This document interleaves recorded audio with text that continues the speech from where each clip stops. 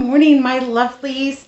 It's early Sunday morning, and we are going to get started, an early start to our day. We're up before the worm. You know the early bird gets the worm? Well, we're up before the worm. Yay, hooray.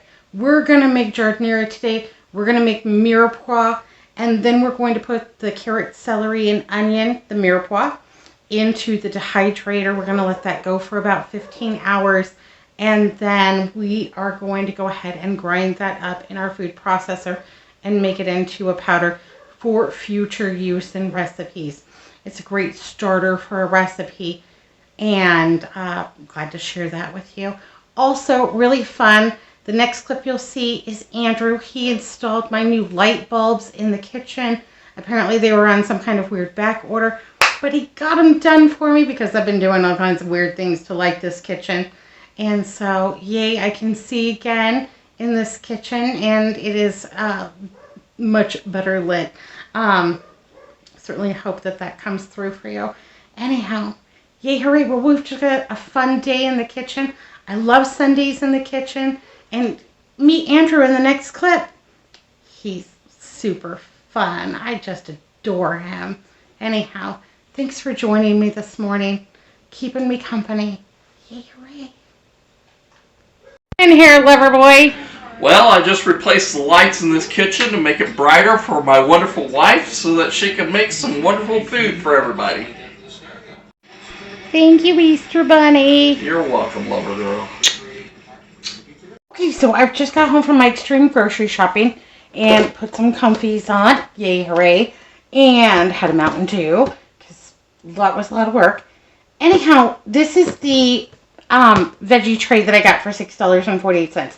So I've gone ahead and opened it, and I'm breaking it down. I was wrong. The bottom was mostly broccoli, which is just fine with me. We're going to go ahead and steam this and eat this for dinner tonight. But what I wanted to do was get all of my other things in here washed, and then I also want to set them to brine for a couple of days. So I've got clean water in here. And to this, I am going to add about two tablespoons of kosher salt. This kosher salt, for some reason, does not want to pour, so it's not working with me. It's not working.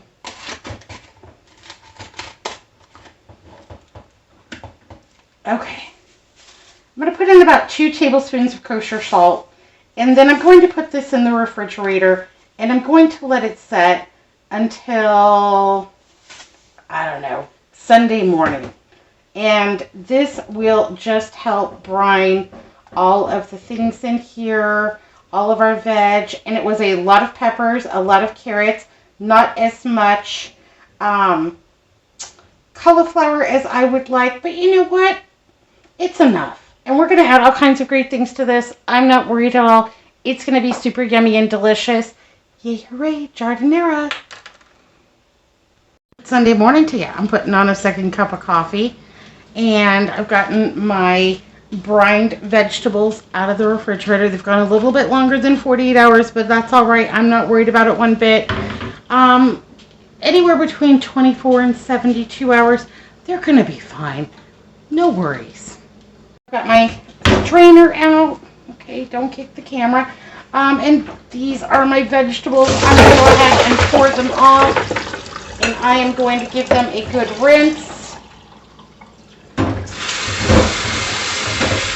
And we've got celery, we've got carrots, we've got cauliflower, cherry tomatoes, red and yellow and orange peppers, all the good things, and yeah, I'm just going to rinse the salt off of them, and then we are going to go ahead and let these kind of dry a little bit because they need to be chopped into smaller, more manageable pieces for our giardiniera. And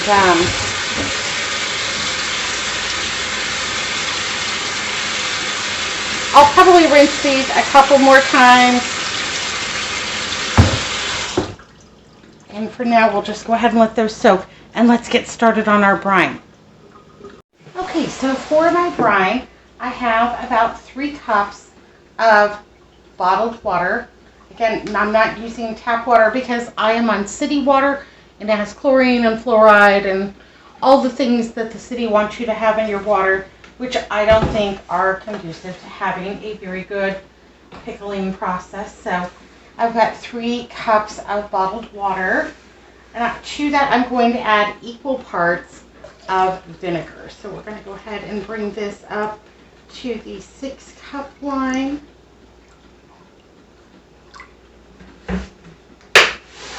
And then we're going to add 1.75 ounces of kosher salt. So I've got my handy dandy trusty little digital scale here. Let's find something we can get a tare weight on.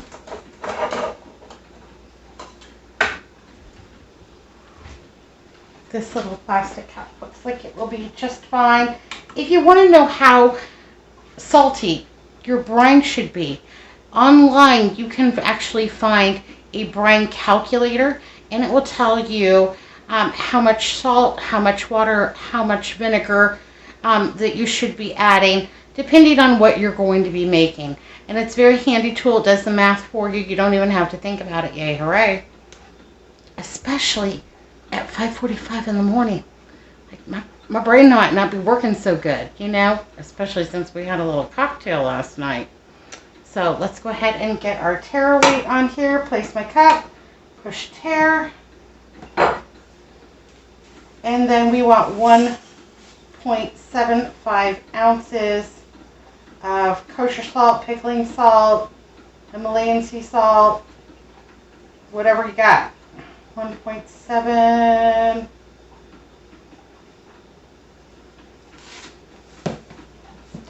All right. 1.8. That'll be fine.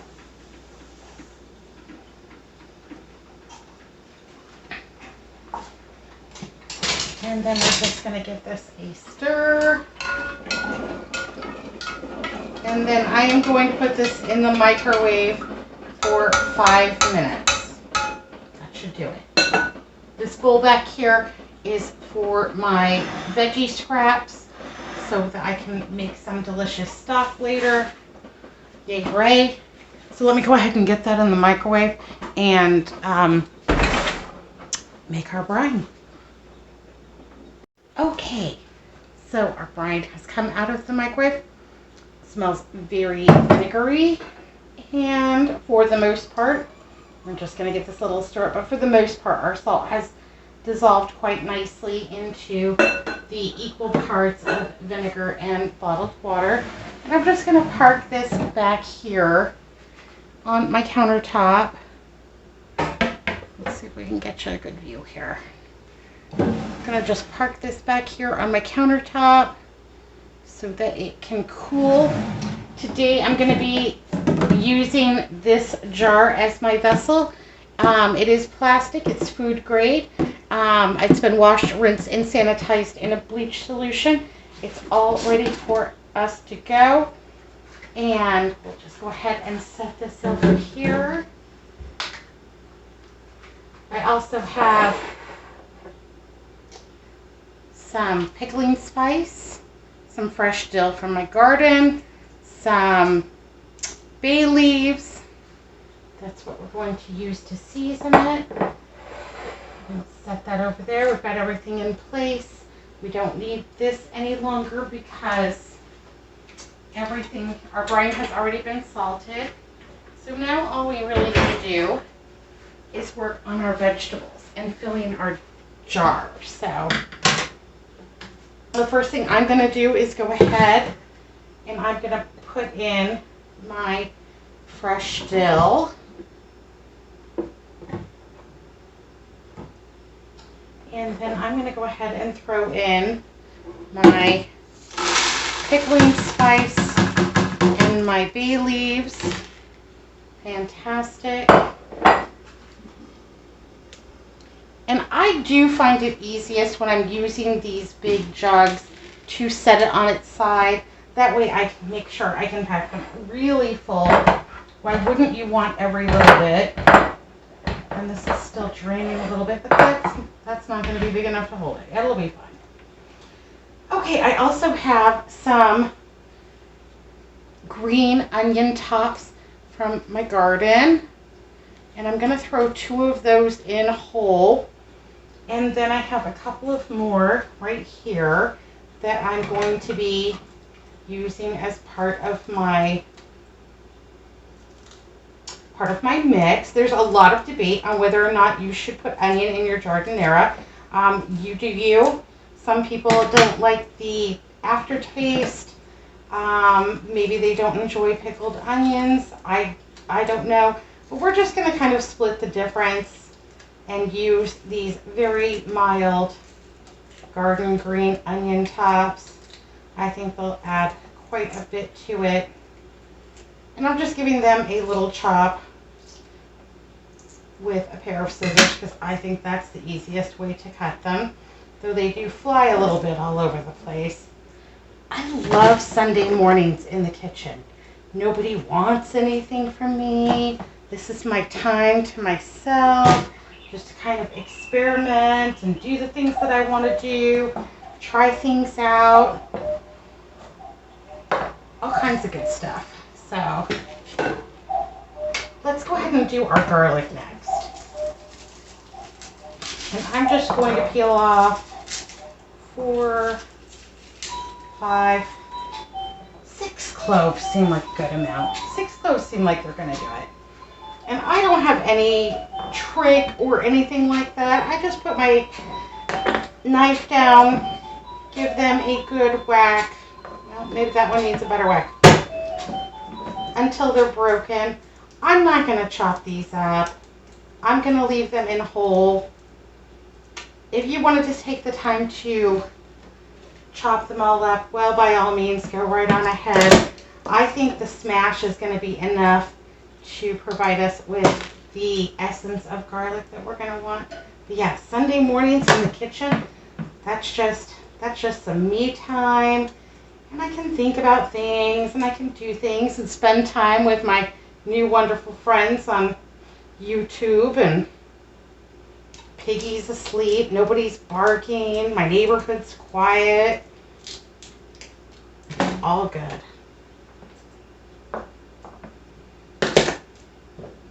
And Giardiniera is something that you can really make your own. Honestly, I'm not sure it even matters what vegetables you use. Whatever you have on hand. You could put in cucumbers. You could put in eggplant.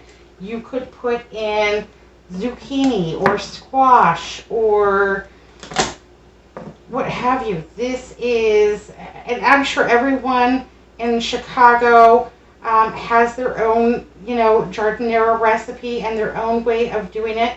We're not from Chicago, nor are we Italian. Giardiniera is Italian.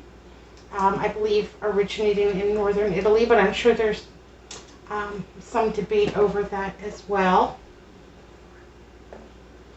It's basically just pickled mixed vegetables. This is something that you may also have had like on a muffalata, and you could certainly use it that way. We use it on sandwiches. We use it on pizza. We enjoy it as a side dish, like a cold side dish in the summertime. I think it's very refreshing. It's 120 outside. So I'm just going to cut everything as close to bite size as possible. And we've got some celery. And this is some big honkin' celery. I like it. Just somewhat uniformed. Again, it's going to be delicious no matter how you cut it. And if you have a chop wizard thing and you can use that, by all means, go for it. I don't have one. I had one and I broke it. And then I got another one and I broke it too. So you could do this in the food processor. It's your Giardiniera. Do what you please. But no, nobody's going to come out with their, ruler and berate you for not having equally matched pieces. Not at all. So don't be afraid. But yeah, I'm sure everyone has their Nona's recipe and you stick by it and everyone loves it and it's a matter of debate. Just like when my family gets together and we debate about cornbread and Johnny cake and biscuits and gravy and how's the best way to make your gravy and whatever. Anyhow, we just want to pack this jar as full as possible with our vegetables, and then we're going to pour the brine over top. And we may have too much brine. If that's the case, I will figure out something to do with it. I'm not worried at all. I'm not putting in a summer garden this year.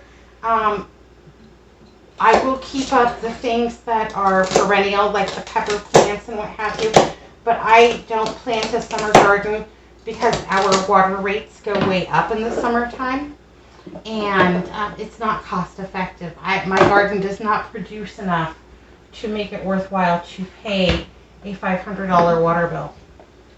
So, Andrew, he's so sweet. He put new light bulbs in my kitchen. They finally came. I didn't realize there was like a back order on the specific light bulbs for my kitchen, and I had one burn out, and then a couple days later another one burned out, and then the third one burned out, and I've been doing all kinds of crazy things to light this kitchen, but I'm so glad to have all of my lights back.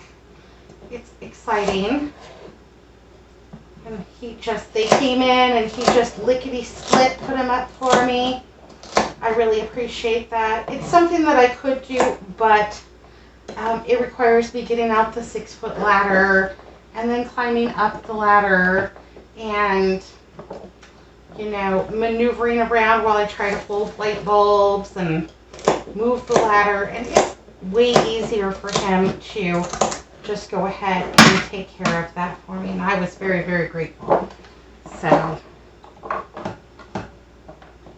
now you could layer this, all the green on the bottom, all the tomatoes in the middle, make it like a rainbow, but really we're going to shake this up, I am at least, so that we have some deliciousness in every bite. What else are we going to add to this? This has celery, carrot, peppers, cauliflower.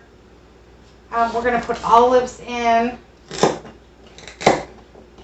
Olive trees grow great in Arizona. I don't have one. And I don't know that there's a certain process for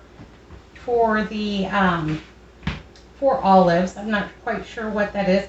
I usually buy mine at the dollar store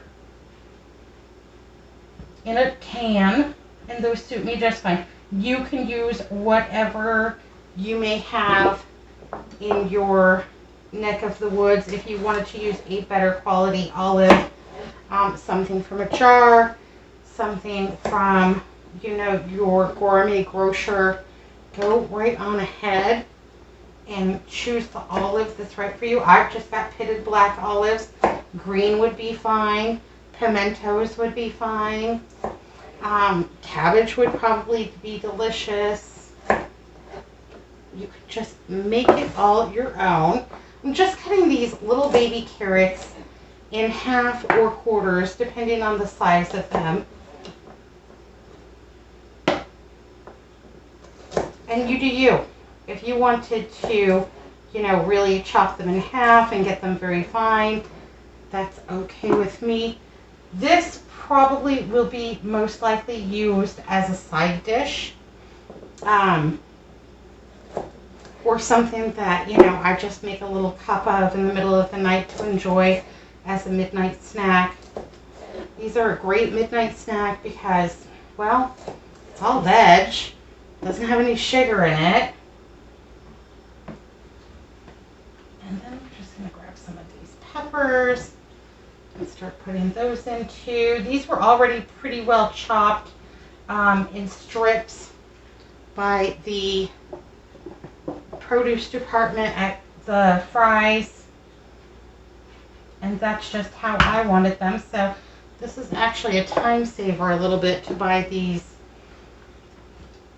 veggie trays.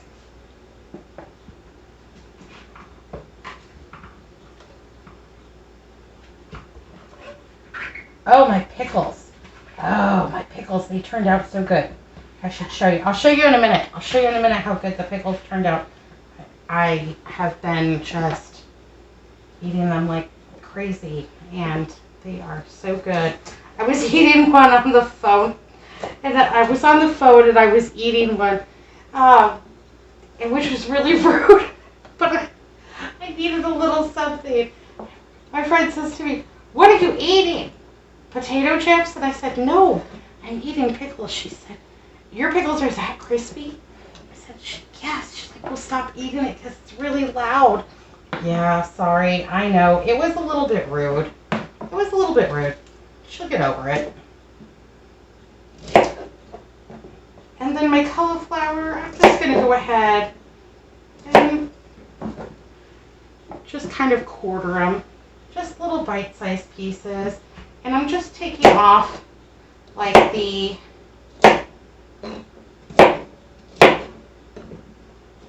just like that. Just like that. Don't drop it on the floor, Tanya. Okay.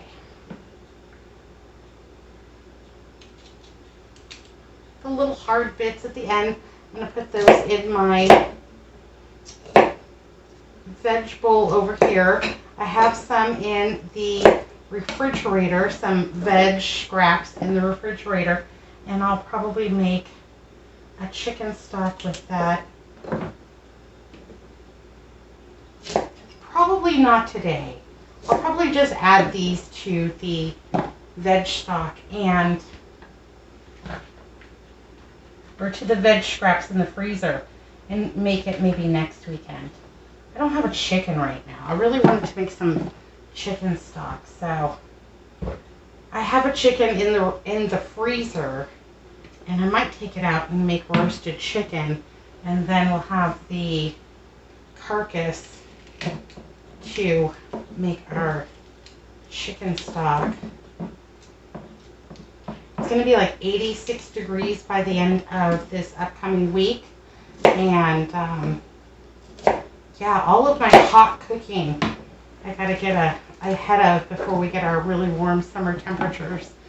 So making a little veg stock, but you know, when you make them in the crock pot, when you make your veg stock or your chicken stock or veg stock or beef stock or whatever in the crock pot, it doesn't really heat up the house that much.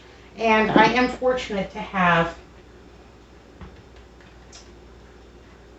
quite a few outlets out on my back patio, so I can just take it out there if nothing else and just watch it, make sure the raccoons don't run off with it, or cats or dogs or what have you. Oh my gosh, dogs.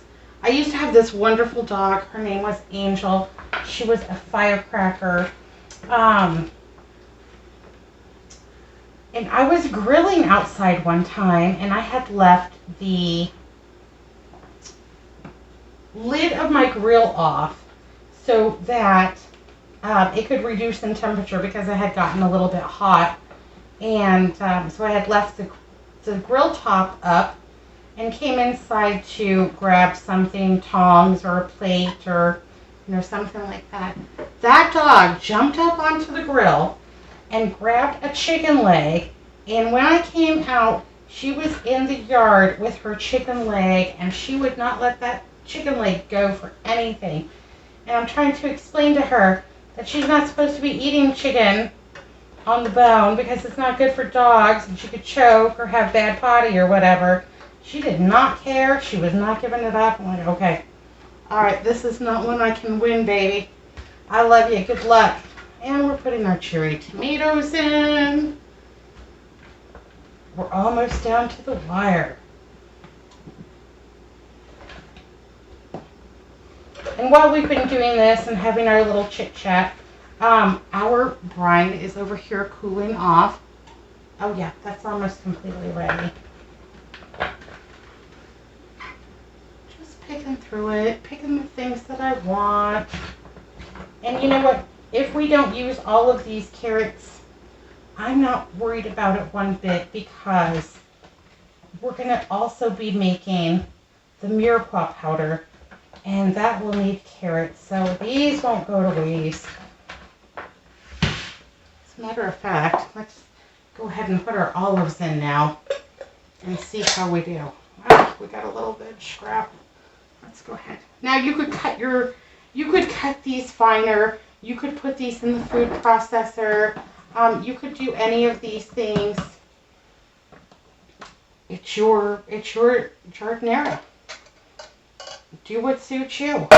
If I was going to use this for like a muffalata, I might chop it smaller, but I like it in the big chunks. And then if I'm going to make a muffalata, I will just take out like the parts that I want, and maybe I even just give those a really rough chop right here, and then add them to my sandwich. Andrew loves a muffalata. He had his first one when we were in New Orleans, and we went on a Mississippi River cruise. We did not go on a dinner one. We went on like an early morning one, and there was just the only food option that was going to be available was snack bar.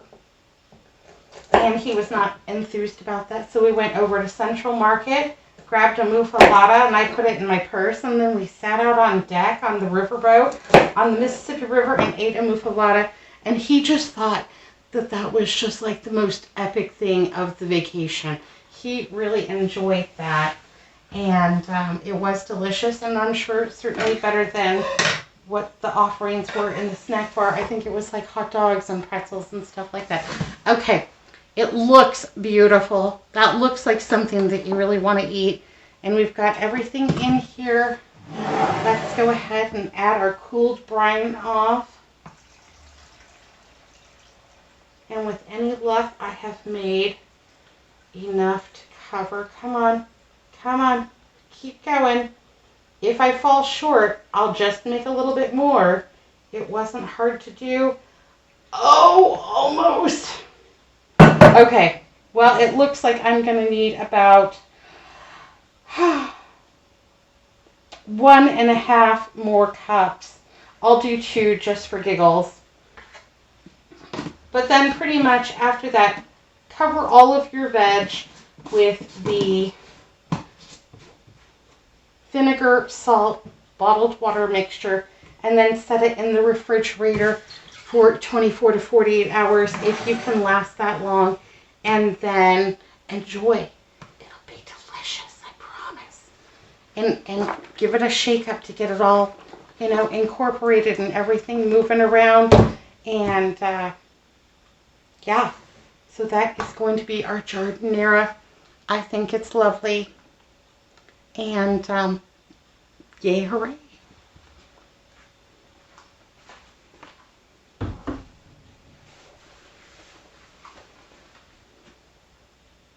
Okay, now I've got my Giardiniera totally all the way filled to the top. I forgot something. Shame on me. I forgot to add a hot serrano chili. And I'm just going to add the one because I want this to be delicious for everyone. Not everyone that comes by can take it as spicy as Andrew and I, and we can always add something. My pickling spice from the jar had a little bit of red chili flakes in it, so I'm just going to add the one red serrano in there. I pop the lid on. It smells really good already. I'm going to go ahead and pop this into the refrigerator so it can do its thing. Be delicious. I believe in you. Go Giardiniera. Yay, hooray. Let's make Mirepoix powder. Yay, hooray. Now you've probably seen me use Mirepoix powder in several recipes. Mirepoix is carrot, celery, and onion. It's the basis of all French cooking, pretty much. Anytime I read a French recipe, it always wants carrot, celery, and onion, otherwise known as the Mirepoix. I don't always have carrot, celery, and onion fresh in my refrigerator. The Mirepoix powder helps me make my recipes extra delicious. So if I'm making a soup or a stew, or I'm doing a braise, even something as simple as like a coleslaw can benefit from a teaspoon or more of your Mirepoix powder. It's super easy to make, and we had all of the ingredients from our carrots from our veggie tray and a few extra from my refrigerator. And then I had chopped an onion last week as more than one. I think I chopped 3 onions last week as part of my meal prep.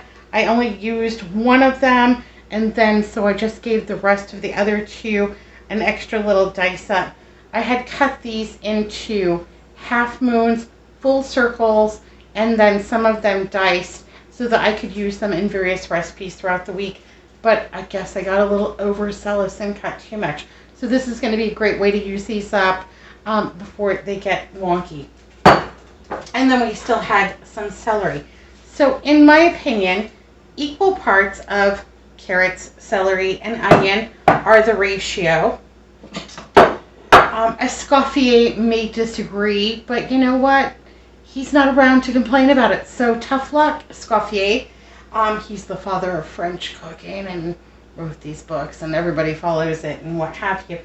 I don't really cook in a French manner, certainly not trained like that, but I do agree that carrot, celery, and onion are really good in just about everything. So I like the Mirepoix powder to have on hand, and you saw I'm getting down to just the nitty gritty. Can't let that happen. Danger, Will Robinson. So my onions are all cut up. I've got a few more pieces of celery and a couple of carrots that I want to do. And then we're going to go ahead and load our trays up and get those dehydrating. So because we're making a Mirepoix powder, we are getting super lucky, and we do not have to blanch our vegetables. I am cutting these a little bit finer than I cut the Giardiniera because I don't want to have to wait forever for these to come up in to dehydrate. So we don't have to blanch these because we are going to be making them into a powder. If you were just making the Mirepoix, just the carrots like this and the celery and the onion, I would blanch the carrots and the celery for about 3 minutes if you were going to leave them in a whole format. But because it's a powder, it doesn't really matter. And the reason that you blanch some vegetables before dehydrating is that they rehydrate better, taste better, quality of color, that kind of thing. But when it's in a powder, you're not going to have super big chunks. They're going to rehydrate just fine, and no need to, take the other step. Now, when you're dehydrating celery, this is the time that you can use 99.9% of your celery, because like the bottom part that's kind of hard that you really wouldn't want to eat, it's going to get blitzed in the food processor. So you could take it all the way down as close as you're comfortable with at the stump, but I'm saving mine for stock. But I am going to go ahead and include all of the beautiful leaves because I think they are fantastic. I think they're a great color. I think that they hold a lot of flavor, and I might even just go ahead and put these leaves on their own little separate tray, or pick them out, so to speak, of my dehydrator tray, because I think that they are a great herby quality to them that can really boost a recipe where you may not need a whole lot of celery, just the leaves. Like chicken salad or tuna salad, something like that. Something where you just want the essence of the celery, but maybe not the huge chunks. So, well, yeah, we'll just set those aside. Okay, so let's go ahead and load our trays. Let's go ahead and load our trays. And these are not welcome in my home to dehydrate because I will never dehydrate onions inside ever again. Once was enough. So my neighbors and the cats, dogs, and raccoons can enjoy these while they dehydrate outside on my patio. And I'm going to get these in as much of a single layer as possible. There we go. Yay, hooray. One tray down. And then let's go ahead and do our onions. And I've got my flexible little mats in here so that they don't all fall through. If they do, I'm not that concerned about it because, again, we're going to blitz these all together. They're all going to live in the same jar. Because they are all going to live in the same jar, that's also why I'm going to go ahead and dehydrate onions with something else. Because these, like I said, when you dehydrate onions, they are very aromatic, and I do not always want everything. Well, I didn't cut that one very good. I do not want everything to taste or smell like onions generally. But because they will live in the same jar, there's absolutely no problem with dehydrating them all together.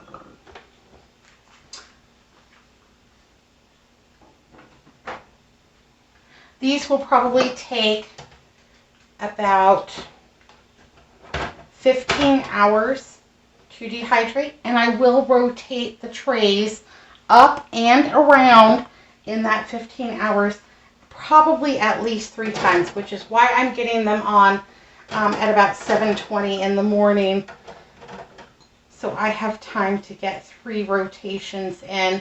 I will let it go overnight because it's outside. It'll be on my back patio. I will dehydrate it on a brick, and I think that's pretty safe. So I'm not worried about that at all. And also, I sleep very close to the back patio, so I will be able to keep an eye on it as I get up in the middle of the night. So, not worried about that at all. Yay, hooray. And let's go ahead and do these celery leaves too.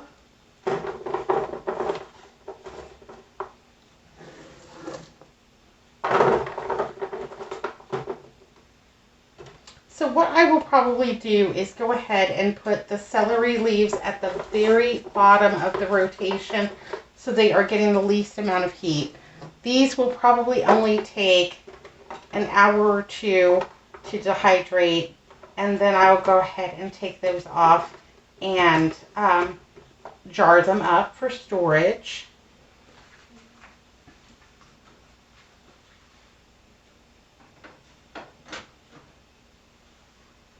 Got a few celery chunks in there. Okay, so it's not very many, but like I said, I'm going to go ahead and put these on the bottom, and I'm going to watch it very carefully because I do not want to over dry these or turn them a terrible shade of brown or anything like that. I want to treat them more like an herb.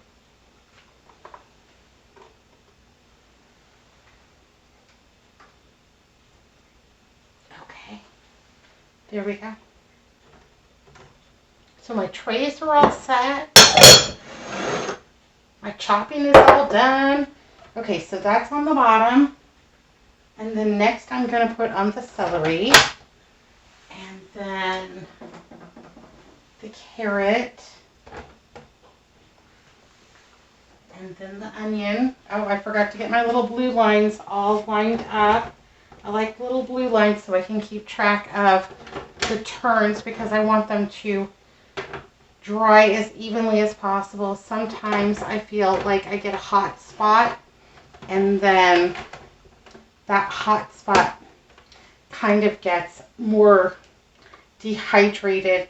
It may have a slightly different appearance, and I want them to look as nice as possible so that they look as nice as possible when I rehydrate them in a meal. I'm going to put the top on blank. I don't know why I do that. I just always seem to do.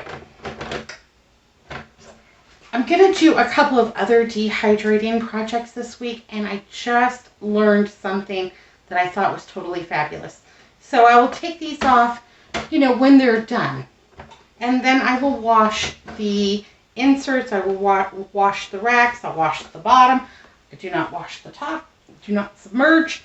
And then I have always just set them out to dry, even though I may have another dehydrating project all ready to go, set them out to dry. But if I stack them all back up and I put the top on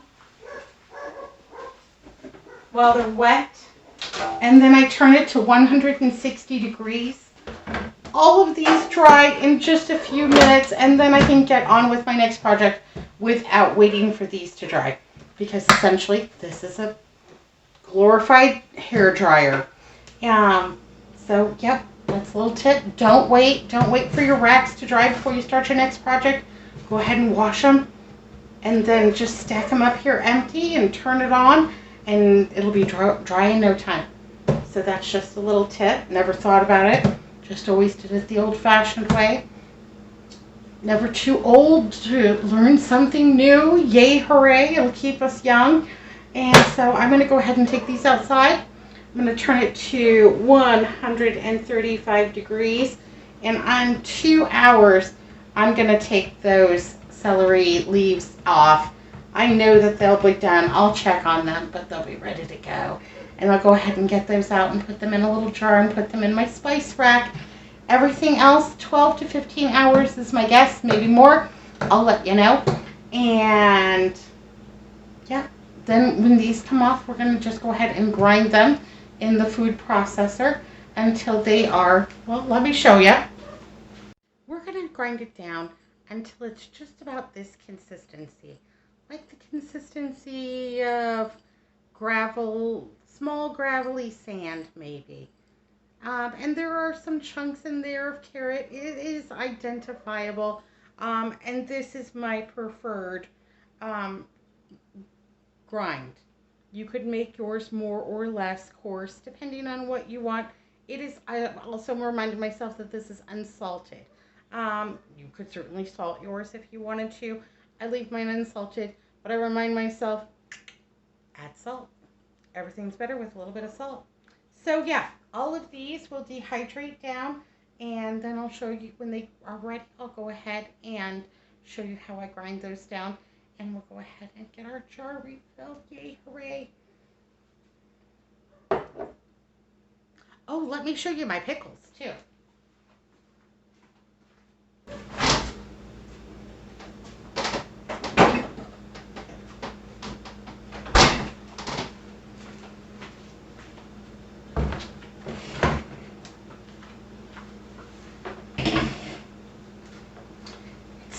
It's 7:31 in the morning. Do you think it's okay time to eat pickles? It's never too early. It's never too early. Okay. Let's grab a tong here maybe. And grab one of these little puppies out. Oh my gosh, these are so good.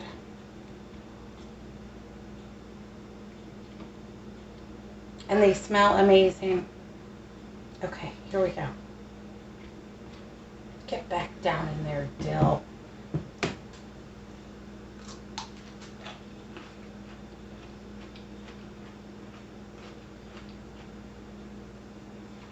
Oh yeah.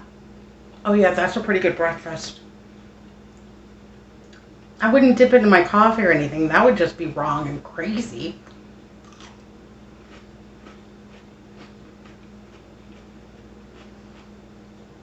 Crispy, delicious. Well, and I've already made it halfway through the jar, and it hasn't even been a week. So, they're not going to last long. I'm going to have to make more. Oh well, it's worth it. All right, my lovelies. Well, happy Sunday morning to you. Thanks for spending some time with me. It's been super fun keeping me company. I appreciate it. Be good. Be careful. Look both ways. Make some Giardiniera. Make some Mirepoix. If you haven't made them already, the pickles. Make the pickles. They were super delicious. Anyhow, thanks for everything. Be good, be careful, look both ways. I'll see you next time. Happy Sunday morning. Take care.